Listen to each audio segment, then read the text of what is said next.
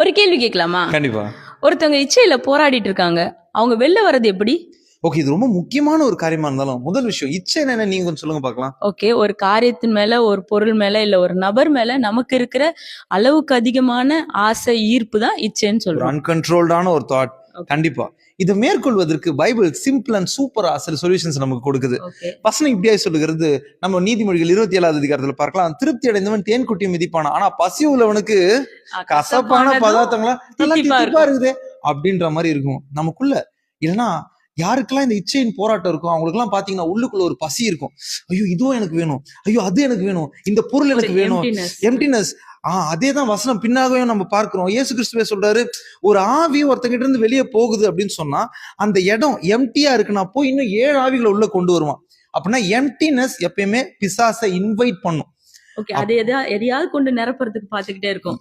சில மனுஷனுடைய உறவின் மூலமா, சில பாவ பழக்கங்களின் மூலமா, சில பொருட்கள் மூலமா, இதுவே வாழ்க்கையின் சில மோசமான காரியங்களுக்கு அடித்தளமா அமைஞ்சிரும்.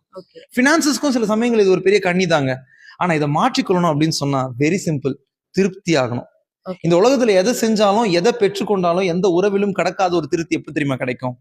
கர்த்தருக்காக ஏதாவது ஒரு சின்ன ஊழியம் செஞ்சு பாருங்களேன், உங்க ஆத்துமா திருப்தி ஆகும். ஒருத்தருடைய வாழ்க்கையில் ஒரு சின்ன மாற்றத்தை கொண்டு வந்து பாருங்களேன், உங்க ஆத்துமா திருப்தி ஆகும். கர்த்தருடைய பார்வையில அவருக்கு உண்மையும் உத்தமமா ஒரு சின்ன காரியத்தை செஞ்சு பாருங்களேன், அதுல கிடைக்கிற சாட்டிஸ்பாக்சன், சந்தோஷம் வேற எதுலுமே கிடைக்காதுங்க. நமக்கு எப்பெல்லாம் அந்த மாதிரி தாட் வருதோ அப்பெல்லாம் ஒண்ணு வச்சுக்கோங்க, கர்த்தாவே நான் உங்களுக்கு ஏதாவது செய்யணும்ப்பா. எப்பயுமே நம்முடைய வாழ்க்கையோட லைஃப் ஸ்டைலா கர்த்தாவே உங்களுக்கு நான் ஏதாவது செஞ்சுக்கிட்டே இருக்கணும்பா நம்ம யோசிக்கும் போது நம்மளால வெளில வர முடியும். ரெண்டாவது ரொம்ப முக்கியமான காரியம், நம்ம எதனால் நிரப்புறோம்?